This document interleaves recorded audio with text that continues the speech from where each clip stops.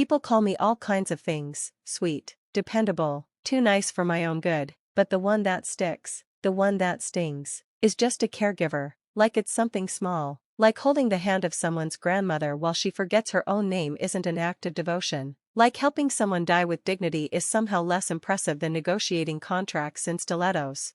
But I love what I do. I love people. I love helping them feel human, even when they're right at the edge of forgetting what that means.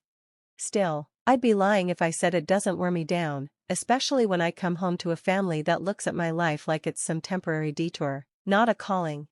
My sister, Elena Park, is the star, always has been. She's 32, radiant, razor sharp, with a resume polished enough to blind you, works in fintech, engaged to Luke, who drives a Mercedes and calls me Van like we're lifelong pals. We're not. At family dinners, everything revolves around Elena, her latest promotion, her yoga practice, her curated opinions on Pinot Noir. Me? I get well-meaning questions like, still doing that nurse thing? Or that must be really draining. It doesn't matter how many times I explain I'm a caregiver, not a nurse, that I'm proud of what I do. To them, it's a phase I forgot to grow out of. Years ago, when Elena's startup flopped and her credit cards maxed out, I helped our grandfather set up a trust to keep her afloat. What no one ever mentions is that he made me the trustee, said I was the one he could count on. Elena never asked how it worked, she just assumed I'd handle it, and I did. I covered her rent when she moved to Manhattan, paid for grad school when she pivoted careers, approved a lump sum for that glossy co-working space she swore would launch her next big thing. She never thanked me, just smiled like she expected it. And truthfully, I never minded, until this year. Thanksgiving has always been my favorite, not for the food, but the ritual, the mismatched dishes, the bad jokes from Uncle Ray, the scent of rosemary and sweet potatoes steeped in memory. I needed it this year more than ever. Work had been heavy, one of my longtime clients passed away, and the silence at home felt like grief with no name. I wanted noise, laughter, even small talk. So when my phone buzzed Monday afternoon and I saw Elena's name, I smiled. Elena, hey, Vanessa, with Luke's parents coming, we're keeping things formal. Might be best if you sit this one out. I blinked. Then another message lit up the screen. Elena, nothing personal, you know I love you, you just don't quite match the vibe. Not quite a match. I sat on the bus, phone in hand, as the world moved around me, cars honking, people chatting, life going on, but inside, I was still, not angry, yet, just, small, the kind of small I hadn't felt since high school, standing beside Elena in her designer coat while I wore a hand-me-down jacket 2 sizes too big. I didn't text back, not because I didn't have words, but because I knew she wouldn't hear them. Instead, I opened my calendar and deleted Thanksgiving. That night, I changed linens, made soup for Mrs. Addison, held her trembling hands through another panic episode, and when I got home, I logged into the trust account. $92,000 left. I didn't touch it, just stared. Thanksgiving used to smell like cinnamon and Mom's overcooked cranberry sauce. This year, it smelled like reheated lasagna and a flickering candle next to a paper plate. I ate alone, still in scrubs from my morning shift, pretending the day still meant something. My phone lay face down for most of the night. I didn't want to see it, didn't want the curated warmth, the captions, the laughter that cost me my place at the table. But I looked anyway. Elena's story. A perfectly dressed table, gold cutlery, candles, a turkey carved with surgical precision. Our parents, beaming beside Elena and Luke like they belonged on a holiday card. A selfie, Elena glowing in silk, Luke's arm draped around her waist. The caption? Grateful for those who inspire me to rise higher every day. I stared at that line until my eyes blurred. No mention of me, no seat left open, no quiet wish you were here, Van in the background. Just perfection, cropped and filtered. And the worst part? No one even asked where I was. Not even Mom. The microwave beeped. I didn't move, just sat in silence while the food went cold. I thought of last year, Elena calling at 2 a.m. Rent overdue and mascara running. I wired the money before she finished explaining. Or the mental health break after her breakup. I covered 3 months of bills without blinking. Or Bali, healing, she called it. I paid for the flight and half the resort. She said it would change her life. Maybe it did. It changed nothing. Elena came back exactly as she was, polished, entitled, and still oblivious to the fact that I was the one who'd been quietly holding everything up. I opened my laptop and logged into the trust portal. It wasn't something I did often, only when Elena needed something specific. She never thanked me, she simply expected it. Balance, $92,000. Untouched since her last payout 3 months ago. My fingers hovered over the tab labeled Access Settings. I clicked. A prompt appeared, Remove Beneficiary Access. My hand trembled over the mouse. My heart picked up speed, not out of anger, but something colder, something quieter. The kind of silence you hear when the tide is about to pull back before a storm. I imagined her reaction, the confusion, the outrage, but most of all, I imagined the silence. The same silence that had wrapped around my name at that dinner table, making me feel like I'd never existed. She didn't ask about me, didn't check if I was okay, because she didn't think I mattered. Just a caregiver, just the background player, always giving, always quiet. I didn't click, not yet. I closed the laptop and leaned back, the weight of the moment pressing down on me. I whispered to no one, but the words were clear. Maybe I'm not invited to the table, but I still hold the keys. And this time, I wasn't afraid to use them. The fallout came faster than I expected. 6 days after Thanksgiving, the first text came through. Elena, hey, something's wrong with the account, did you mess something up? I stared at the screen, thumb hovering. The last time she texted me was to uninvite me from a family dinner. No apology, no check-in, just business as usual. I didn't respond. A minute later, another text. Elena, forget it, can you fix it now? We're on a tight schedule. That was more like her, the mask slipping. She still saw me as the quiet little sister, the one with nothing better to do than fix her problems. I left the message unread. I was in the break room, sipping old tea, folding laundry for a client. I finished that before even looking at her texts again. That felt good. Then the call came. I didn't even need to check the name. I knew the ringtone. Mom. I answered on the third ring. Vanessa, she said, her voice heavy with that soft urgency she always used when she wanted something. Your sister's really upset. She'll be fine, I replied, keeping my tone light. She said the trust account isn't working. There's a payment she needs to make for the wedding venue, and it's blocked or something. I said, watching the wind scatter leaves across the sidewalk outside. Did you do something to it? She asked, her voice already tinged with blame. I smiled. There it was, the assumption that I must have made a mistake. I didn't do anything, I said, I just took a step back. Silence on the other end. Sweetheart, Elena's in a tight spot, can you please help her out? You always do. I took a breath. She said I wasn't a good fit for her world. I said, my voice calm, I'm just giving her the space she asked for. Vanessa, Mom sighed, don't be dramatic.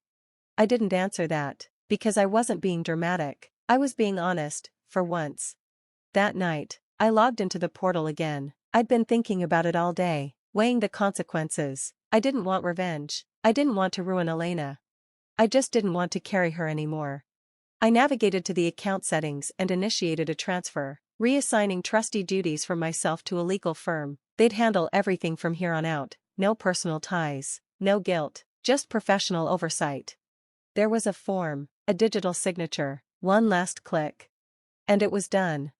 I would no longer be her safety net. No more late-night fund requests. No more help me, just this once. No more pulling strings behind the scenes, while I was pushed to the side. The new firm would handle things by the book, no disbursements without full documentation and approval. That meant Elena was going to have to explain her needs, to strangers, in writing. The next morning, my phone buzzed again. Elena, Vanessa, what the hell is going on? I just got off the phone with the trust company. They said you stepped down. I need my money to pay for the venue. What did you do? I muted the conversation. No response, no explanation. I'd already said everything I needed to say, with one silent choice.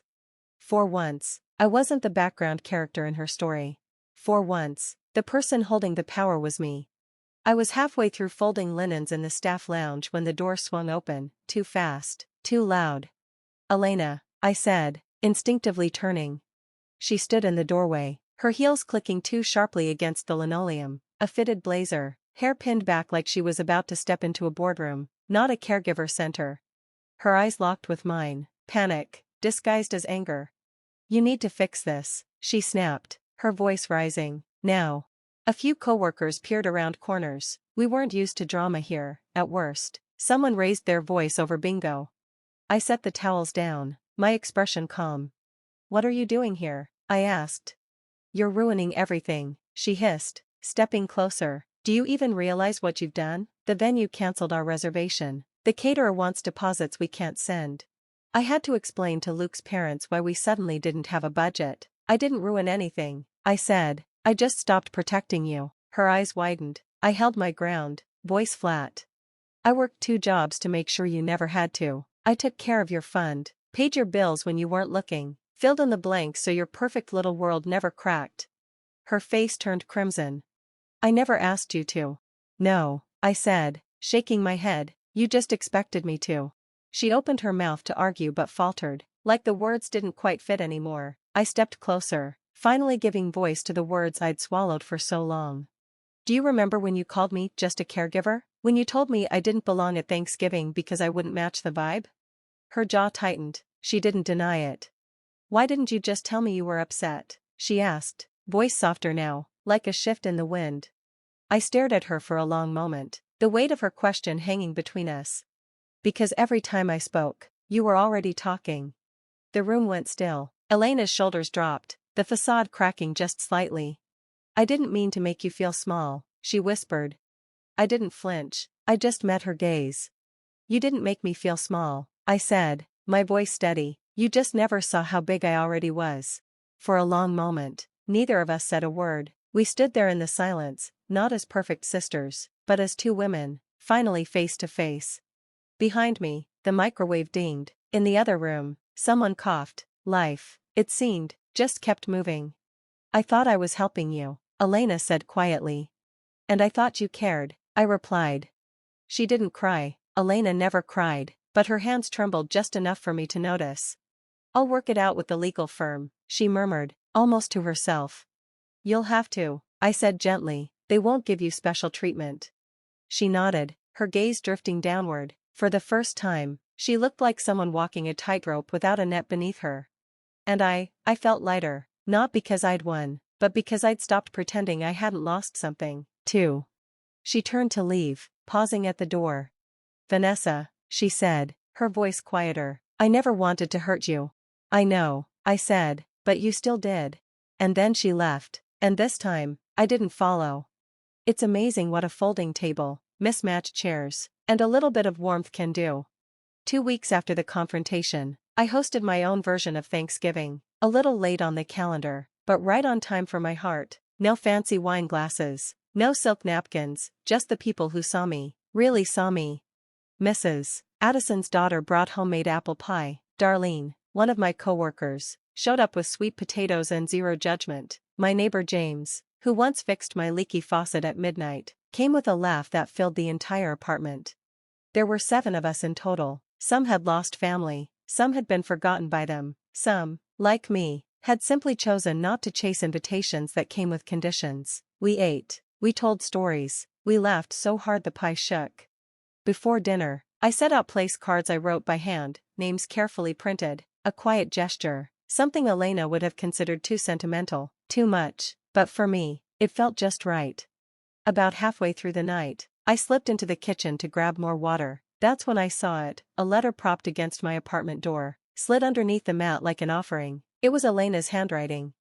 I stared at it for a moment, my hands warm from holding the picture, my heart suddenly colder than the air. I brought it inside, but didn't open it right away. Let it sit beside the bread rolls while conversation swirled around me. Later, after everyone had gone and the dishes were soaking in the sink, I curled up on the couch, legs tucked under me, and opened the envelope. Vanessa. I've spent a lot of time thinking, probably more than I ever have. I confused value with image. I thought worth came from polish, from performance, but the truth is, you were giving me more than I ever earned. You were holding my world together, and I didn't even see the hands doing the holding. I'm sorry, not just for the dinner, but for all of it, for being blind, for making you small so I could feel bigger. You deserved more than silence. I hope someday you'll let me try again, not as someone who needs saving, but as a sister who wants to see you. I read it twice, then I folded it carefully and placed it at the back of my bookshelf, not thrown away, Not displayed, just kept. Because sometimes, closure doesn't come in grand gestures. It comes in quiet apologies and the choice to hold peace, not power. The next morning, I posted a photo. The table was still set. Empty plates, smudged glasses, napkins folded into little triangles. Nothing glamorous, just honest. I typed the caption slowly. I may be just a caregiver, but I've cared better than most ever could. No hashtags, no tags, no need. It was never about being seen by many. It was about being known by a few. And finally, knowing myself. I didn't need their table anymore. I'd built my own.